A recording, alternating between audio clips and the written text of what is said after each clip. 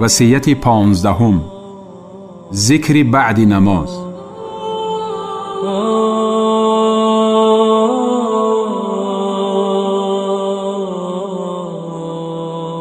از انس پسر مالک رضی الله تعالی عنه روایت است که ام سلیم در خانه پیغمبر صلی الله علیه و سلم سبحانه نمود، سپس گفت مرا کلمه های را تعلیم بده که بعد نمازم آنها را ذکر نمایم.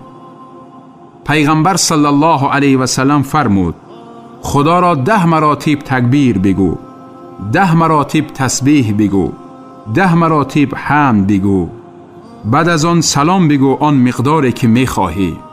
میگوید چی خوب چی خوب. روایت احمد و ترمذی.